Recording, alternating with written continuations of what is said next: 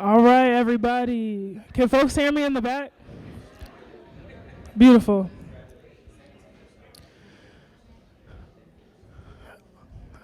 All right. I love the energy in here. First, I just want to welcome everybody. This is the third annual Nashville Black Innovation and Entrepreneurship Day. So welcome. Give yourselves, a round of applause for being here and supporting today. So again, February 15th, 2022, under our former Nashville Mayor, Mayor Cooper, signed a proclamation honoring today, or February 15th as Nashville's Black Innovation and Entrepreneurship Day. The EC, shout out to Bryn Plummer, Brittany Cole, and a lot of the folks involved in the EC in years past to make this happen. I'm gonna keep my opening remarks very brief so that I can pass the mic next to our wonderful CEO, Sam Davidson. I just wanna give a few thank yous. So first off, to our Twendé 2024 founders who are here. If you can just raise your hands real quick. Yes. So again, Twendé is in its current iteration is a 6-month accelerator, really focused on founders of color across the state of Tennessee.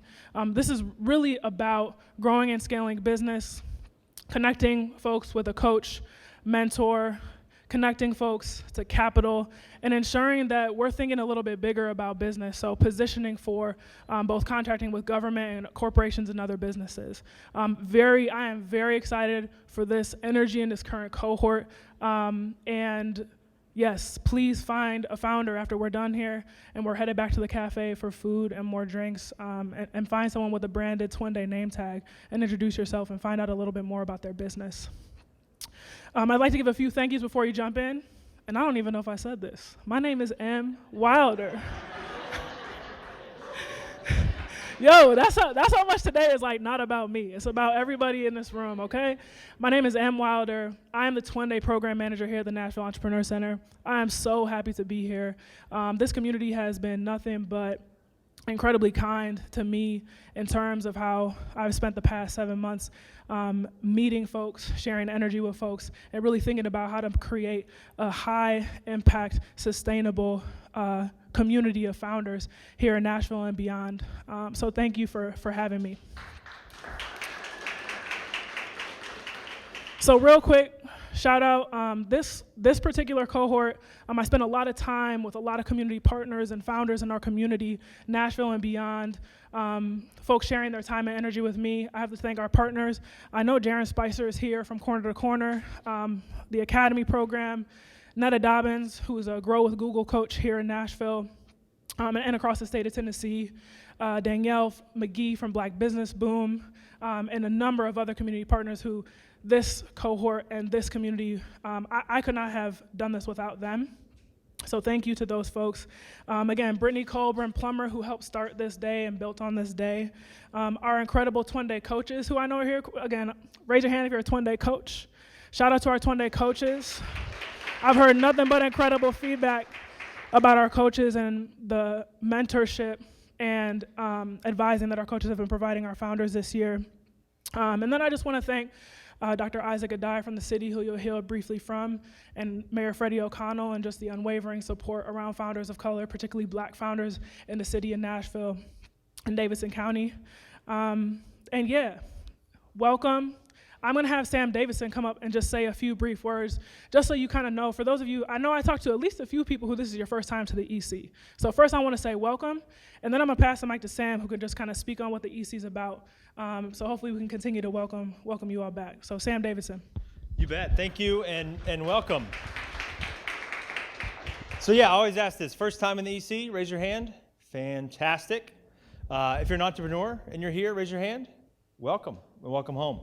The EC for over 13 years has existed to help make Nashville the best place to start and grow a business by increasing the likelihood of success for entrepreneurs. We do that in a lot of different ways, but when I talk about increasing the likelihood of success, what is that likelihood to begin with? Well, the Bureau of Labor Statistics reports that after 5 years, half of all businesses are out of business. And for us, we look at that statistic and we don't like it because that is too high a number to fail. That's too high a risk to take on your kids' health insurance, on your own retirement, just a coin flip, 50-50. We look at those odds and we don't just want to help people beat them, but we actually want to change the odds themselves. Those odds, of course, are across the board. Those odds are longer if you are a founder of color. And so 3 years ago, as Em said, the EC, in response to that, set up a program called Twendé in order to help founders of color who face longer odds to understand what those odds are and to provide the dedicated resources needed to beat and even change those odds. It's exciting to see this current cohort of Twendé, which has been our largest yet. And so it's an exciting time. You guys are going to feel and see that excitement tonight. Thank you all for being here. One of those odds that founders of color face that we know is related to capital. And so in response to that, Emily Freitag, who I'm going to call up next to talk about what they do, and a group have set up a solution to that reality. I'm going to let her describe that. But this is an example of what we like to do here in Nashville and across the state now with this program is work together as much as possible. So I'm going to introduce Emily to talk about what it is they do. Thanks, Sam. I'm just so happy to be in a room of entrepreneurs, and I just want to celebrate, lift up, and honor the incredibly hard work of entrepreneurship for each and every one of you here. My name's Emily Freitag. Shani Dowell and I, several years ago, co-founded a fund called the Regenerate Fund, which is intended to try to give direct grants to entrepreneurs of color that are navigating their early business risks, because our city is only going to reach its potential when we have all the best ideas come to play. And that means that we have to do more to support founders of color. Right now, the entrepreneurship model is the friends and family raise. And when you have racial wealth gaps like we see in our community and we see in our country, that is not equal access to entrepreneurship. So Regenerate is a fund, and Twendé graduates can apply to get direct capital, non-dilutive investments, because it takes money to raise money. My name is Emily, and there's something called the Emily's List, and it's early money is like yeast. It raises the dough. And so we are really happy to be partnered with the EC, and I think our city is an incredible place to live and raise a family, but we could be so much more, and the path to being that is to support great entrepreneurs to bring their ideas to life. So with that, I will hand it to Dr. Ade. Thank you. Glad to be here. I'm Isaac Adai. Really love what's happening at the Entrepreneurship Center and with Twendé. So let me just share a quick story, because I'm always telling a story. I moved back to Nashville 9 years ago. One of the first meetings that I had was with Bill McCleskey. Anybody know Bill McCleskey? Yeah, people mistake us all the time, and they call us twins. I don't think we look anything alike. But anyway, we met here at the EC in January of 2015, and I was blown away by this space. There was a bunch of entrepreneurs in here building companies, figuring stuff out. And 9 years later, many of those entrepreneurs have scaled their businesses to million-dollar businesses. This place is incredible. This is the front door of entrepreneurship for our community. And the Twendé program is a very unique program when you think about what's happening with entrepreneurship nationally. There aren't many programs like this nationwide.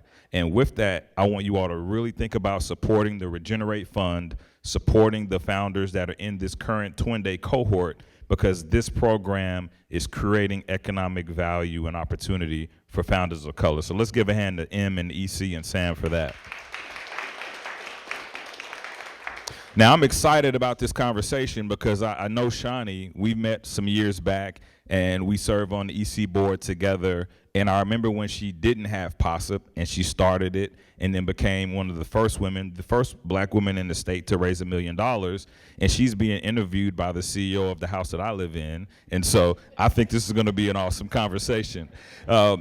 From a city perspective, Mayor O'Connell has been very clear about his goal to create opportunity for everybody that lives in Nashville, and all residents have an opportunity to grow, live here, and stay. That includes black entrepreneurs.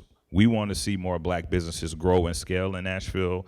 Part of my job every day is to help business owners find those resources, engage with the EC, the Twendé program, and other stakeholders around town. So that's the goal, that's the mission. We're celebrating that today. Looking forward to a great event. I'm going to kick it back to Em.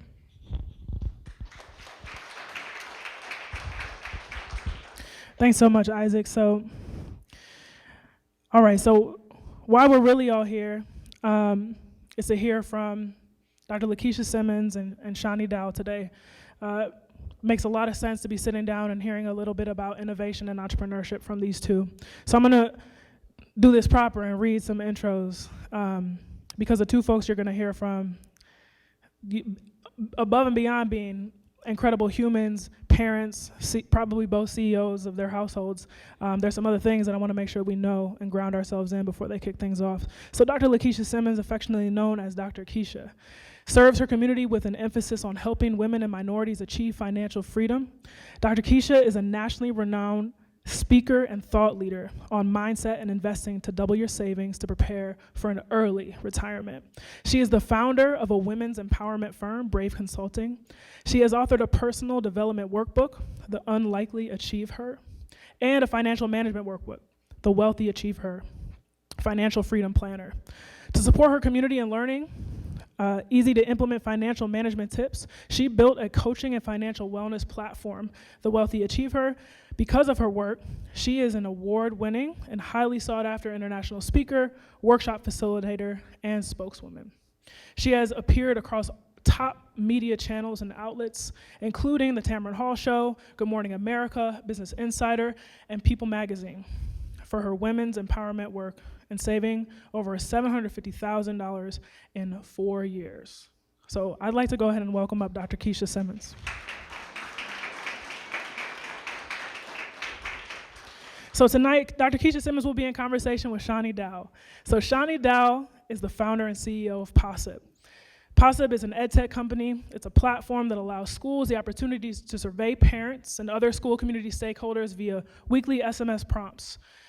Dowell's efforts to eliminate socioeconomic, language, and other barriers to parent-school communication have led her, as Isaac shared, to being the first Black woman, not last, in Tennessee to raise $1 million for a startup. A product of Houston Public Schools and a public school teacher and parent, Shani loves supporting the work of schools. She started her career as a consultant with Bain & Company, a global management consulting firm, and helped launch the Boston office of the Possip Foundation, a nonprofit organization that works to increase student retention and engagement on college campuses. She has also worked for Houston Independent School District, KIPP Foundation, which is a national network of charter schools, Teach for America, Bridgespan Group, and Relay Graduate School of Education. Shani earned her BA at the Howard University in Washington, D.C., and her MBA at Stanford University. Shani also finds time to serve as a Twendé entrepreneur in residence and was one of the team of leaders who created this very program, Twendé, here at the EC. So, funny little story is that when I pitched Possip to my former school district employer in 2021, I never thought that I'd be in a position a few years later to learn directly from Shani. So with that, I'm beyond grateful to be here with all of you in this space, in particular with Dr. Lakisha Simmons. Shani Dowell, I welcome you up, and I'll pass the mic.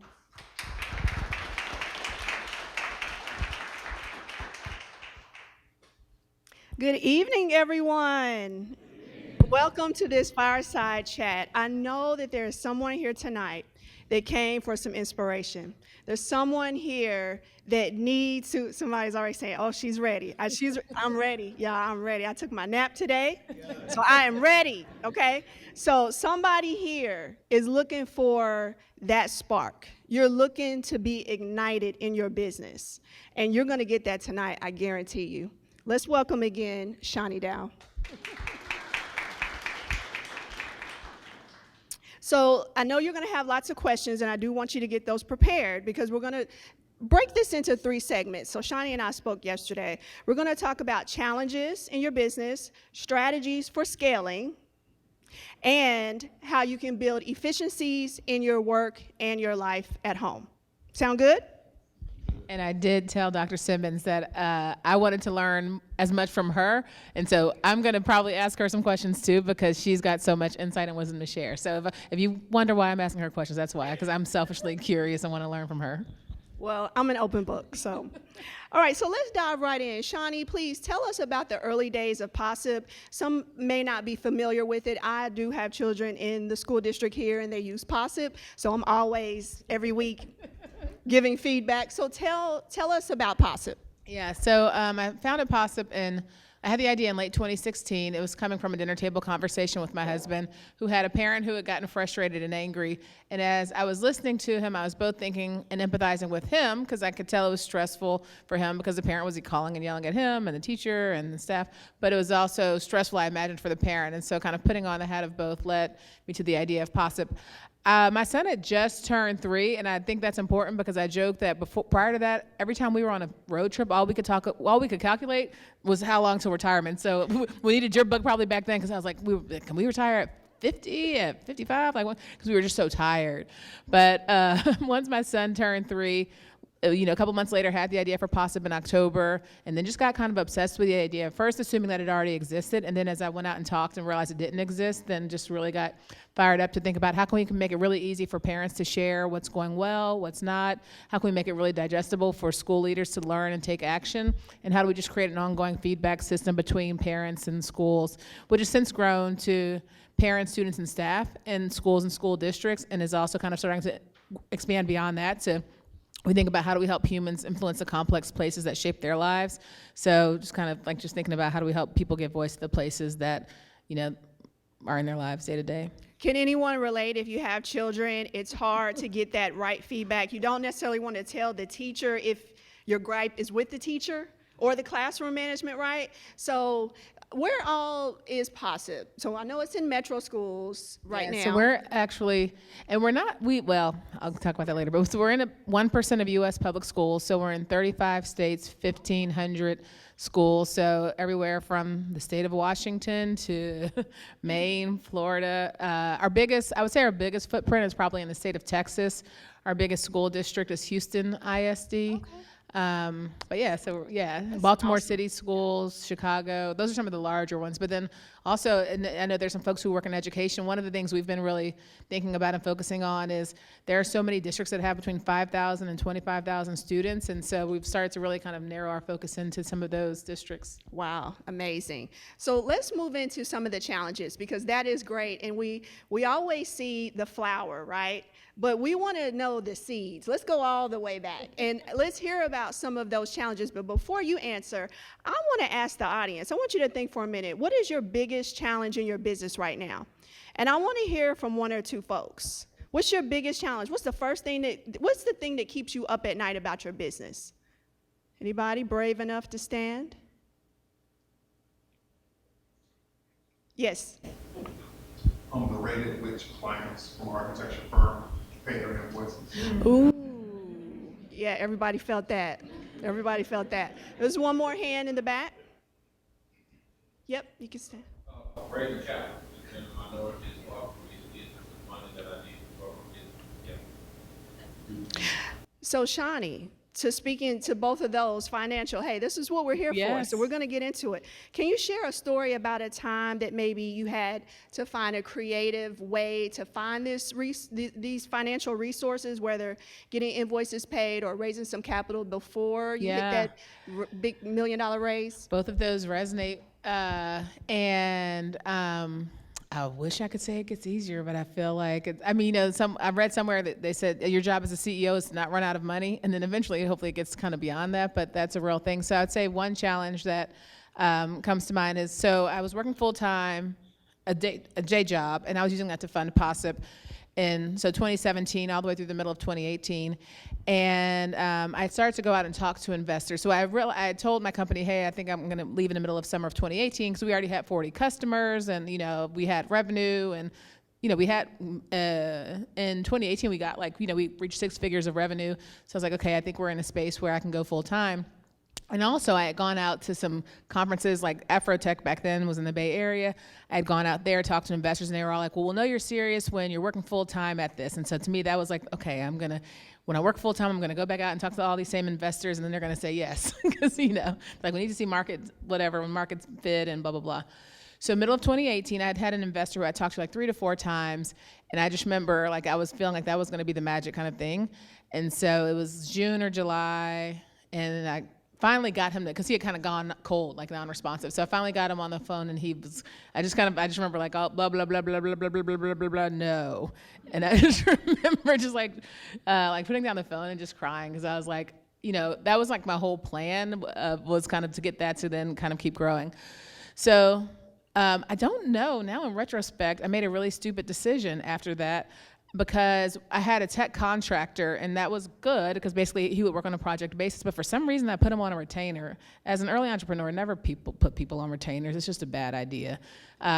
So needless to say, by October, both my personal bank account and the Possip bank account were just like going this way, just going south, south, south, south, south.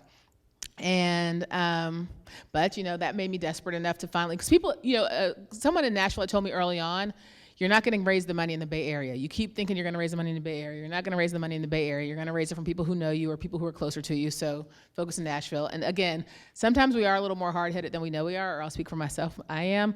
But that's what led me to finally get myself together and then start reaching out to people who I knew more locally and starting to pitch to local investors. And so got our first local investment in December of 2018. All right, awesome. And to the invoicing thing, during that time, though, we did end up having to borrow against some of our contracts. Like QuickBooks had something in there where you can like draw down some, to the point of Regenerate, where it was like what I was drawing down was probably like a couple $1,000s. It was like not even like humongous amounts of money, but I had to kind of tap into the QuickBooks just for kind of to cover, and then also get my tech people off of a retainer. I was like, we can't afford this. I don't know why we were ever doing this. One of the things that helps for me, because I understand that invoicing issue, is make sure you have multiple reminders and use technology. So there's ways that you can automate these things to continuously remind them, follow up, make sure you have these things scheduled. Don't let it go past. Invoices are due when they're sent, period.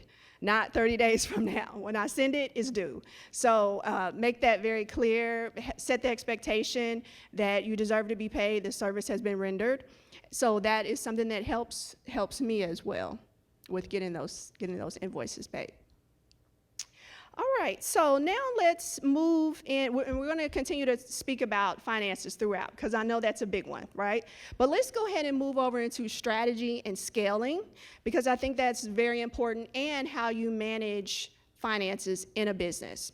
So before we get too deep into the financial management, let's talk about some of the external partners, because I do believe that is a way that you can inject some cash into your business with partnerships. So for me, and some of you in here may know this, but I will reach out to you in a minute. If I'm having a workshop, you see flyers are still very, very relevant.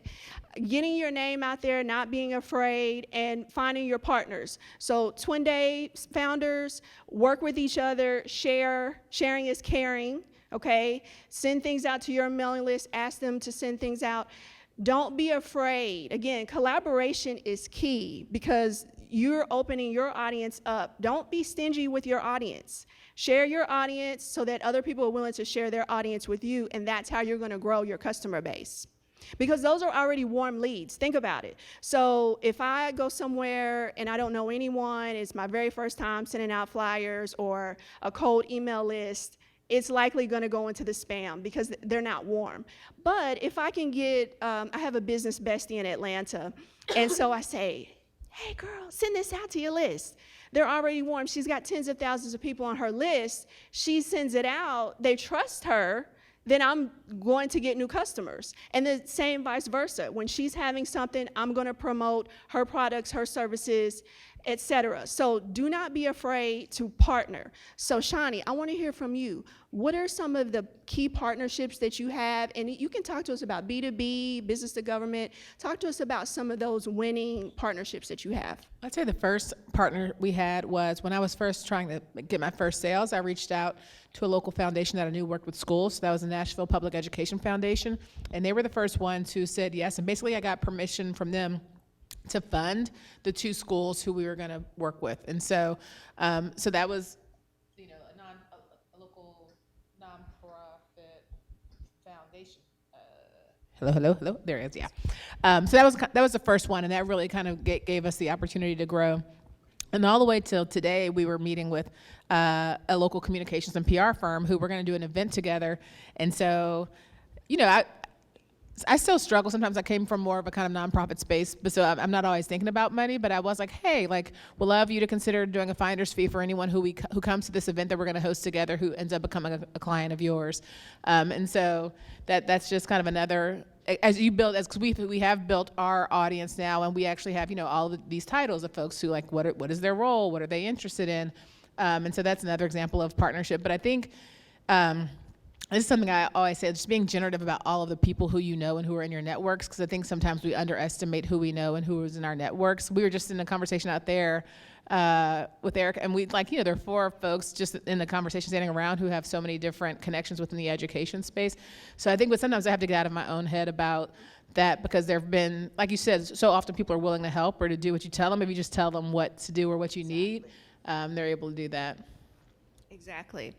Okay, and so get your question ready, because after I ask her this next question, I want to hear from you in terms of scaling financial management if you have a question. Now, let's talk a little bit about managing these finances. This is my area, but I'm going to defer to Shani. I need to know, how are you managing? So you've scaled.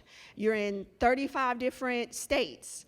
How do you manage the finances and the cash flow and all that? Well, it's funny you were talking about the invoices and the reminders. So got our first investment in like December of 2018. Then we got after we got like the next few, after I'd raised a couple $100,000 more, and then I had to remind myself, like, okay, you don't have to raise the person's entire year's salary.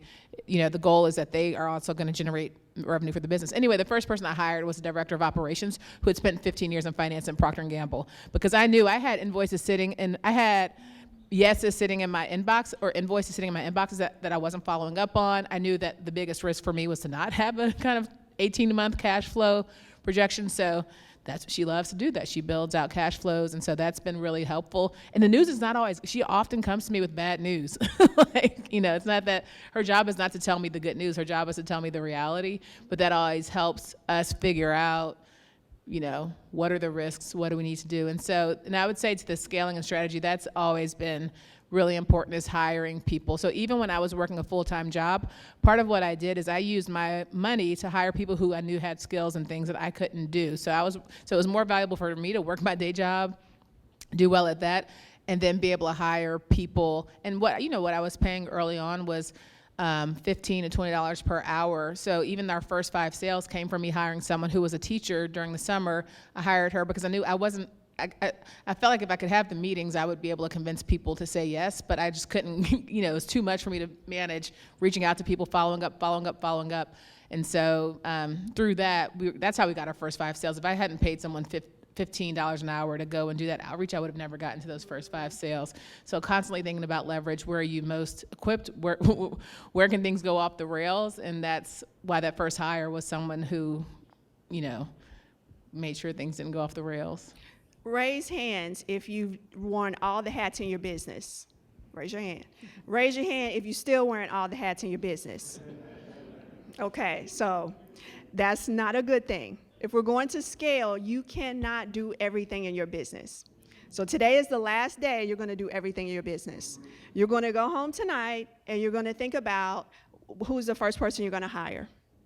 All right? And again, she started with $15 to $20 an hour. But what they're going to bring, their expertise that they're going to bring, is going to triple what you could have done in your capacity. And they're the expert. So hire the expert in that area and let them do that. Sound good?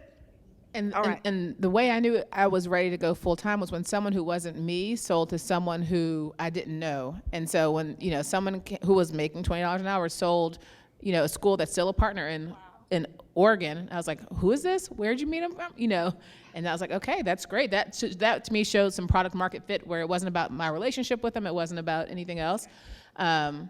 But yeah, I mean, and if you hire someone and it doesn't work out, like, don't give up, because I feel like that's what's so hard, is you hire someone and for whatever reason it doesn't work out. Yes. So I love this topic, because I've hired and fired, and it happens. And, be careful about hiring family, right? Learn that lesson.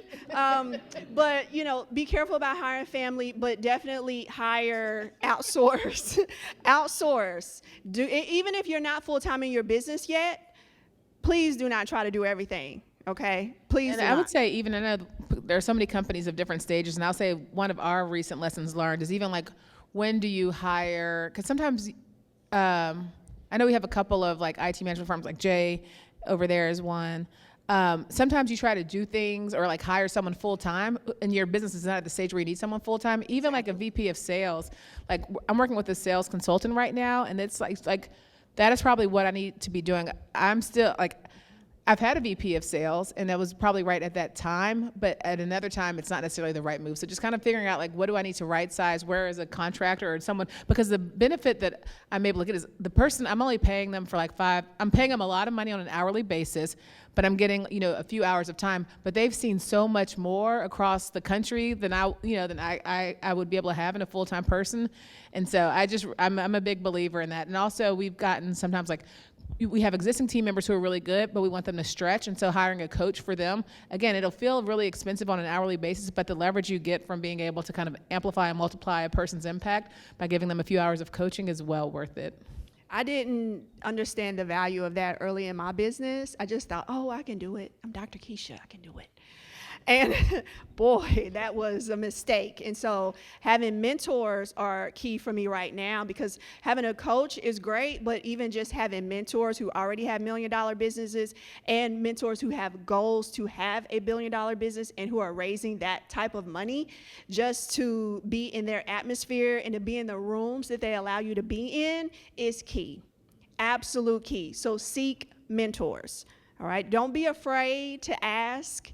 You don't have to say, can you mentor me? But you can say, hey, are you going to any networking events soon? Or I'd love to take you to coffee, love to take you to dinner. I know your time is valuable. I also want to be a resource to you. How can I help you in your business? What are you working on these days? So you have to, in business, it's collaborative.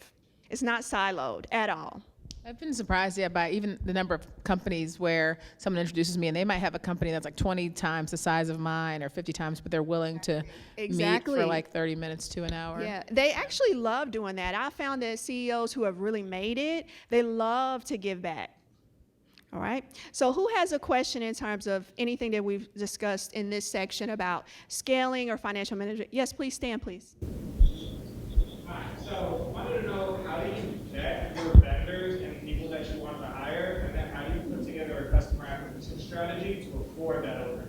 Yeah, that's a great question. So early on, actually, when I talked about the hires, one of the things I found is even like on a small scale, as I was trying to find vendors to build the technology. I was trying to find vendors for legal, because we were going to work with schools and districts and get feedback. And then the other vendor was like someone to help us with pitch decks. But I was like, I don't have the capacity to make decisions about these. So there was another vendor who had this company called V-Chief, and so I knew the person who was running that, but I hired someone who basically, and what she would do is she would source 3 interviews in different areas, and so my job then was to just hop on the interview them, and then make a decision from there. And the reason that was really helpful was 2 reasons. So V-Chief is great, it's expensive, so you could probably find someone who you trust to go out and source 3 people, but I think part of what was helpful, though, is then one, you just learn, because even like the lawyers, they're telling you what they think, how they think about your problem, how they think about your product. So it was like a bunch of free consulting. So that was helpful. But then it helps you kind of really figure out what you're looking for. So I remember even on the tech side, there were some companies who were like, oh, they would be great in 5 to 10 years. They're really like thinking futuristic. But the person who we ended up going, he just had like a very practical sense of like, here's what it needs to be, here's some ideas. And I was like, okay, I feel like we can speak each other's language. So that was really helpful, just interviewing, having someone source it for you. So all you have to do is hop on an interview, and then I think then you can kind of trust your intuition from there. And we still, for the most part, keep that 3 interview strategy for vendors now. If it's over a certain price point, we try to get at least 3 quotes or 3 kind of conversations. For me, again, looking inside my close network and asking, you'd be surprised who your business, I call them business besties, but your business besties may have people or know of people. Also, college interns. Great place to look. So if you know some professors, ask them. I've had a lot of success with Upwork. And again, you're interviewing them, right? It needs to be a professional interview. Do they show up? How are they dressed? How are they speaking? How do they write? What is their strategy? Ask them those tough questions. But I've had a ton of success with Upwork, with helping me build some of the back-end systems. My business is completely 100% automated. Everything is a funnel. Everything is a workflow. Everything is an automation. I was here at the EC a few weeks ago, and someone said, I just received an email from you. How?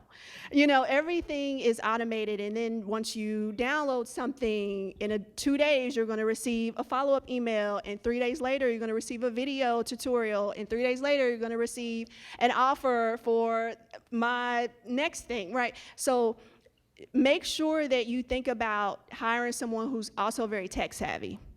So while you're interviewing, that needs to be key, because that automation is everything for my business. That's great. And I co-signed Upworthy. What did you say? Upwork and Fiverr were really good early on, and even like kind of at a small scale. I remember I got like one of the best animated videos ever for like $150. Like, yes, I don't know if I could get that. That was 5 years ago, so I don't know if I could do it again. But yeah, I think that also helps hone your skill at interviewing. And then to the customer acquisition strategy question. Yes. I think 2 things come to mind. One, I think it was in, there's a book called, what is it? Breaking the Chasm. What's the chasm? Who's know what I'm talking about?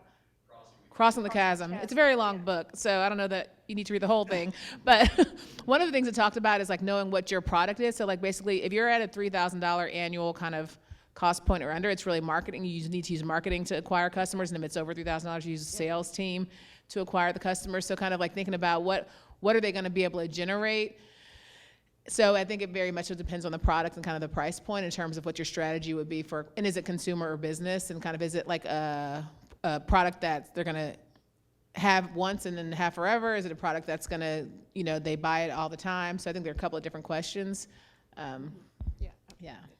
I want to ask one more question in this section, because we're talking about where you can go to hire, but for those who really are trying to scale and maybe want to raise capital, where are some places they can go? Do you know of any grants? Do you know of anything that comes top of your head that you can share? I do think like programs like Twendé and the EC and Regenerate, and again, it's partially like what you'll get in that moment, but also the network. So I was part of a couple of EC programs, and I actually did end up getting an investor through the EC, and the EC didn't at the time technically do that, but it was an EC staff member, someone had come in and was like, hey, they had kind of like semi-exited their company. They were looking for entrepreneurs to talk to, and it was literally just like an introduction that became a conversation that became an investor.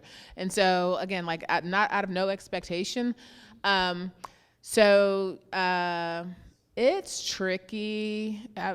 So basically what I hear you saying is look everywhere and always be selling, ABC, is it? AB? Always be closing. Always be closing, always be selling, always be advertising, always talk about your business. Yeah. Have that elevator pitch that is, here's who I am, here's how I help people, and here's what I'm looking for. And then, just talk to people Simple. early and often, and keep your community tight to your warm leads, like just keeping people tight and informed, so that, because you never know when you're going to, some people I think a lot of folks probably won't need to raise money, don't need to raise money, or may not want to raise money. And that might be real right now, but maybe in 5 years you'll, want to. So just kind of keeping people tight. But I don't necessarily have an easy answer, outside of just kind of like... All right, so let's move into our final section here, work-life balance in business, and then we'll take any final questions. So my philosophy is happy, healthy, wealthy. Those are my 3 guiding principles in life, and we're both moms, we're both wives, and we're the CEO of our homes and a business. And for those out here who are struggling with trying to manage it all, just keeping up with your doctor's appointments, trying to eat right, trying to do this, do that, pay your bills on time, right? There's so many things in life. It's such a struggle today just to keep afloat. Do you have any habits or daily rituals or secrets to success of how you're managing it all? What can you share with the audience today? Anyone who's heard me speak knows I try to every day wake up with a kind of a devotional habit of reading a devotional, reading a chapter in the Bible, and journaling. And the journaling is one part gratitude. And I have started to kind of do more of a question and answer in the journal too, because I often find myself just asking for things. And I was like, well, maybe, not asking, just like saying, here's, help. Lord, please help. me. And I started to realize maybe I should figure out what I want or what I'm wondering and start asking some questions. So I have started to do like a little more Q&A, which is helpful. But so that's kind of like, that just settles my mind. And unfortunately, like yesterday was one of those days where if I let the day start before that, some child might get yelled at.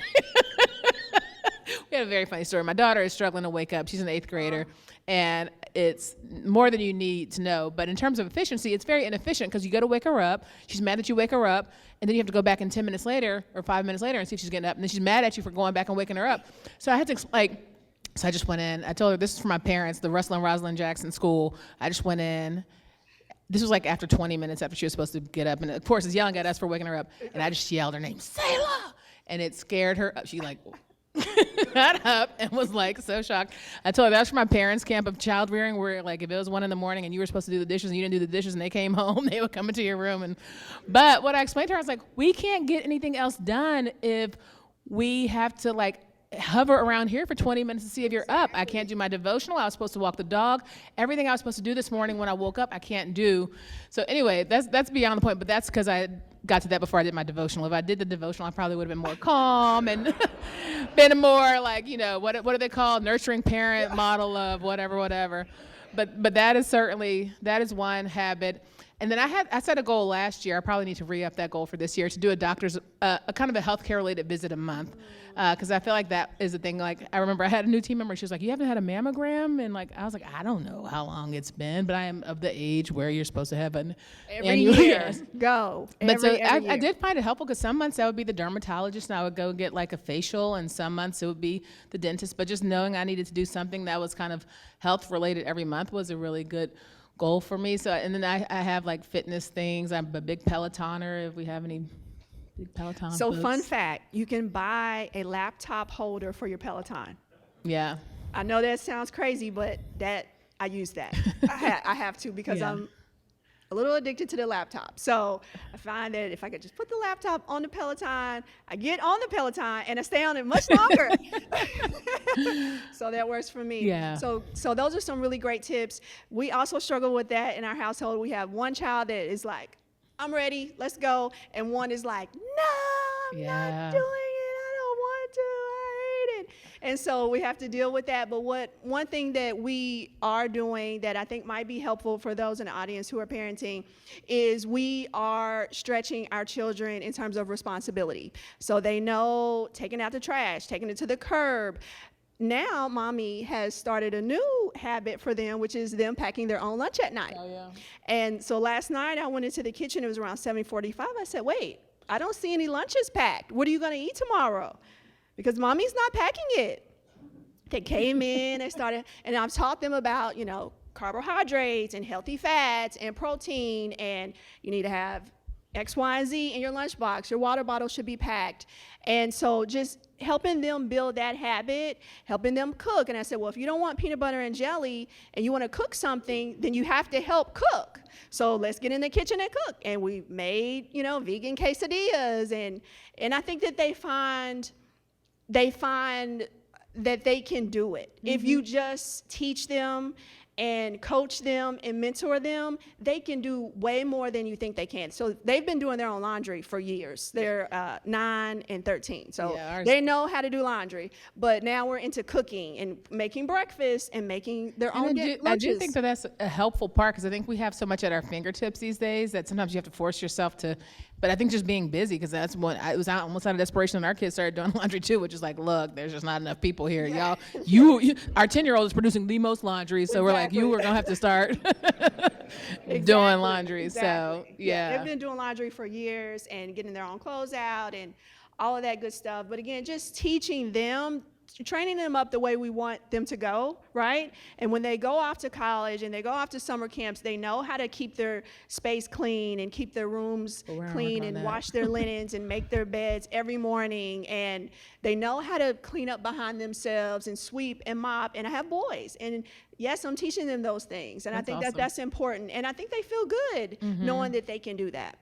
And I think so much of what we're for entrepreneurs, I feel like so much of what we're teaching to our kids is so powerful. We have a lot of interns who have design, and so my daughter somehow she was looking at something and she was like, "Oh, that's a field. You can do design." It's oh yeah, because these are University of Cincinnati, they have they have to do internships. They have a co-op program. So every semester they have to do an internship, and you pay them, but it's really great. We've had a number of, and they have different, so they have business, their School of Business has interns, their design, they have one of the best design programs, and then also tech. So we've had great interns from there. But anyway, it exposed them in that way. My daughter, she's really interested in playing soccer in college, and so I'm like, okay, you're gonna have to think about this like sales. You're gonna have to like build funnels of like different types of colleges and build out the pipeline, and this summer start introducing yourself to, so you just kind of, they see very real kind of all the things that it takes. Yeah. So yeah. Who do you think put these flyers in these seats? Kid. Exactly, my son. Exactly. They know how to pack book bundles. They know how to mail and label. Yes, they know how to do all that because everything that mommy's doing, they're seeing it, they're watching, and I'm teaching them because I want them to have their own business. One has a very successful YouTube channel, and so we're teaching them the way that we want them to go so they can start building their own wealth because this is mommy's money. They have to make their own money. All right, so we're getting ready to close out here. The last 5 minutes or so, let's just open it up for further questions from the audience. Oh, yes, sure. So you mentioned earlier that you have automated systems, right? And was that generated through AI? And if not, what systems of AI, what apps are you using from AI to further business? I'm definitely using ChatGPT to help me with newsletters, content. These questions, ChatGPT. I simply typed in, I'm moderating a panel with Shani Dowell, founder of Possip. I feel so bad telling you guys this. But this is exactly what I wrote. I'm moderating a panel, fireside chat, Shani Dowell, founder of Possip, because it's gonna go search and it's gonna bring back the most appropriate questions. She's also a mom. Give me questions about financial management, entrepreneurship, scaling, et cetera, and boom. And then if I didn't like something, I say, I don't like this so much, give me more about this topic, that topic. So I'm using ChatGPT is what I'm using. Also for newsletters, for posts, which my funnel mainly comes from YouTube, so I don't do a lot of posting on social media, but when I do, if I'm gonna batch a few things for a launch that I'm doing, I'll use some ChatGPT to give me, I'll ask, what's the most important keywords right now, create a caption that has, interest, that has call to action, has, what is the word I'm looking for? At the beginning, I want a hook. Give me a powerful hook at the beginning, and you'd be surprised. And it saves so much time. So that's something that I'm using. And then in terms of the system, like a lot of your CRM can probably do that. It's whether it's like HubSpot or even MailChimp or whatever you use to either do your marketing or your CRM. So we schedule and automate out a lot of stuff as well. And then you can also use Google to send, it's more taking the time to plan and figure out what do I want to do on what sequence. Some of it's more kind of adaptive, like where it's like, okay, in the HubSpot CRM, for example, you can do sequences like, okay, I send this email, if they reply, then I won't send them, but 2 days later, they'll get another one. But then Google is like, okay, I'll send this, 5 days later, and then, you can kind of adjust it. Yeah. Yes, Brittany. So, Shani, question for you, based on some research around Black-owned businesses. So there's data from like Pew Research, federal data that talks about how, similar to the majority of Black-owned businesses start small and stay small. There's a statistic that's running around the internet that 96% of Black-owned businesses only have one employee.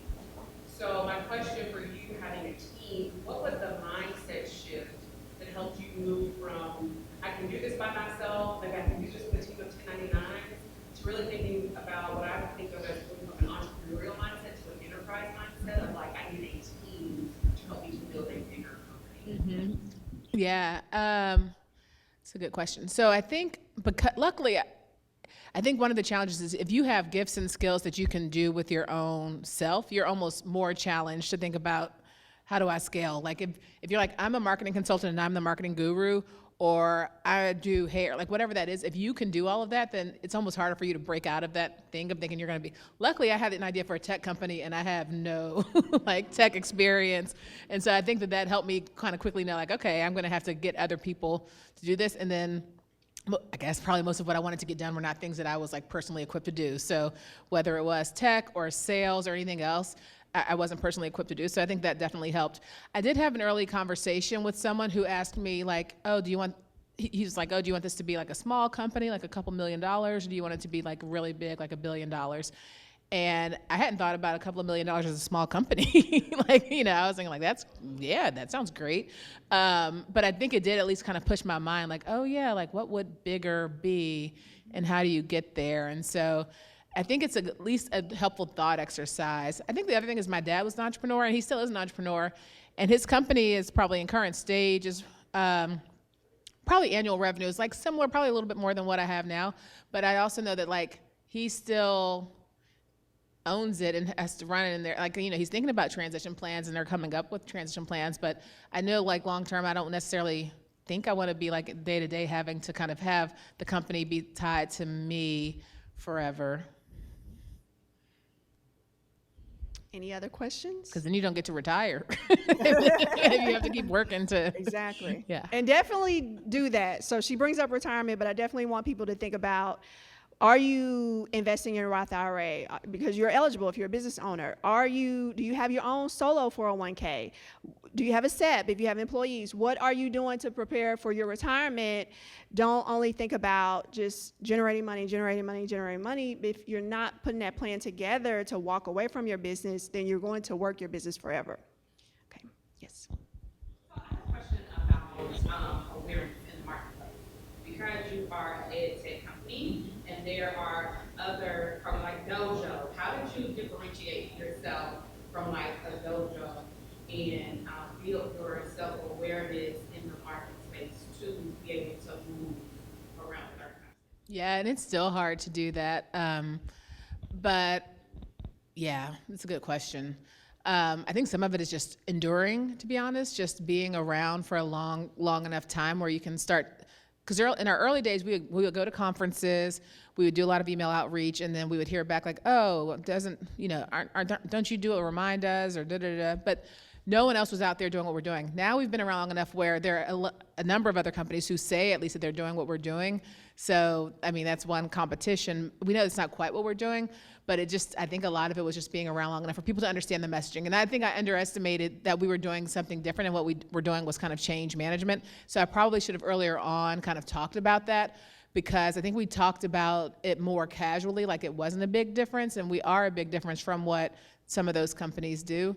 And so but it's something we still struggle with, where people think that they're doing the thing that we do and they're not necessarily, but it's because what we're doing is a very different way of thinking than how a lot of districts typically operate. So, but at conferences and enduring and year over year. And I think that's true with like fundraising too. Like sometimes people are just looking to see if you're still around. So every day that you keep going, every year counts. Because I think that's a big part of it, is just staying in the game. All right, you inspired? Oh, one last. I got to take last question. So there are people in the room that like to have a partner, and they're trying to be supportive of the person that is the business owner. That partner may also be in business or whatnot. So for you all who are CEOs of companies and CEOs of your homes, what advice would you give to somebody who's trying to be supportive of a partner that's running a business, running a home? Pick up dinner. But seriously, I think that's a great question, and you have to tap in with your partner daily. And I think the best thing to do is to listen and just say, vent. Let me hear it from you. How are you feeling? Give me some feeling words. Share how your day was. Share what you're struggling with, and just listen. And I know it's easy for us to want to fix it and say, oh, well, you should just do this. Or, oh, why don't you just do that? That's the easiest thing to say. That's the wrong thing to say. Please don't say that. Just listen, relate, be supportive. If you see that your spouse is struggling in an area, just tap in, because they may not know. If you say, oh, well, what do you need me to help with? And they're like, well, I don't know. Just tap in somewhere. Figure out where you can and just go do it. And that if that's hiring a housekeeper, if that's hiring somebody to come cook, whatever that is in the house, don't be afraid to spend the money on those things, because it's going to really make a big impact. Yeah, I would echo that. Just being a flexible player on both sides, just because, yeah, sometimes they want you to make dinner, sometimes they don't want you to make dinner. But I was laughing at the listening, and I'm not particularly good at this either, but I was laughing at something I told my husband. We got like a line of credit, and so he was asking some follow-up questions. He was like, well, I can get some help for you. And I was like, well, I actually wasn't asking for help. I was actually like celebrating this thing. But, like where he went was like, took me to a place of stress. But I do that to him all the time, where he'll tell me something that he's excited, and I ask all these follow-up questions where he's like, leaves more stressed, coming out. So I say all that to say your advice on listening is really good advice. Because, I think probably also if you're in kind of like a two-person, like everyone's like a doer and they want to like get stuff done. And then it can be really, really tricky to know how to help or like when your ideas are useful or not. Yeah. All right, thank you. Yes. I think a lot of times where our partners, both married and I have a business partner, I think where it gets confusing is when we, like what you were just saying, Shani, we don't want to delegate or we don't want to be like, oh, I need support in this because we think we're burdening the other person, we're putting a burden on someone else. In my group, we actually practice saying out loud the support we need. I think it's actually helped me. That's super powerful. To be like, I need this from you right now, or I need this type of support. I think for a lot of people, especially Black people, we're so used to, I'll just do it. I'll just get it done. But I think if we get better and not only practicing with our partners, with our friends, the people in our network, we get better at asking for the support that we need so we can receive the support that we deserve. I'm so inspired by that. Can we have a church moment? Will everyone turn to their neighbor and say, I need support in X, Y, Z. First think, then go. Exactly. What do I need support? Let me think. Right. That's step one. You have to even think about it, right? Because you're used to doing everything. That's what I said when I'm like, I help. And I'm like, well, what do I need? I know, exactly. Because sometimes you don't know. Yeah.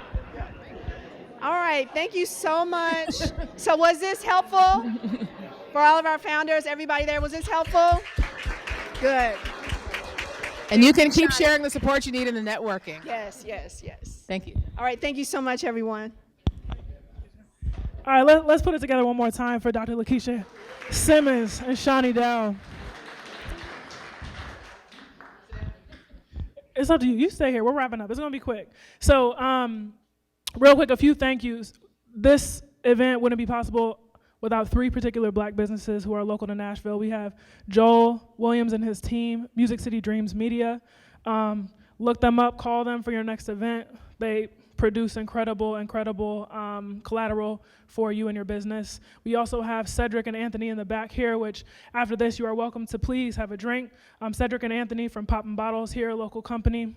Again, serving drinks, non-alcoholic and alcoholic for your next event.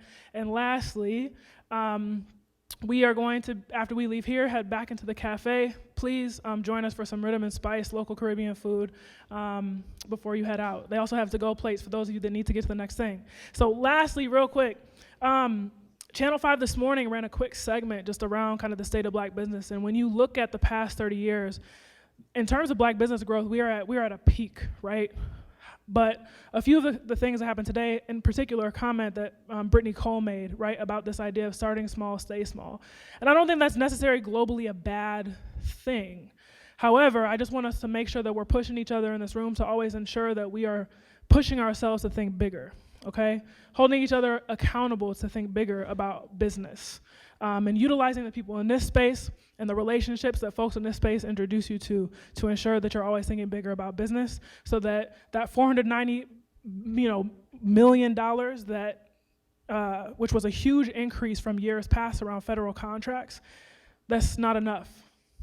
That's not enough. So in terms of the money given to Black business, let's make sure that over the next 2-3 years, that at least in Nashville and our small footprint, we can make that even bigger and make sure that we're wrapping around each other to do so. Thank you so much for being here. Shout out to our friends from Sync Space, Heath, BCA, and the founders here who made the trip from Tri-Cities. Please let me know if there's anything else I can do for you during your time in Nashville. Also, if you are a founder in Twendé 2024 who came, or a coach who happened to come a little bit later in the program, headshots will be just past the cafe in the studio, and I will be happy to direct folks there. Thank you to the Nashville Entrepreneur Center. Again, thank you, Shani, Dr. Lakisha. Please enjoy your evening, enjoy the food, enjoy continued conversation. I'm not gonna kick nobody out at 6, so again, you are welcome. Stay and enjoy. Thank you so much.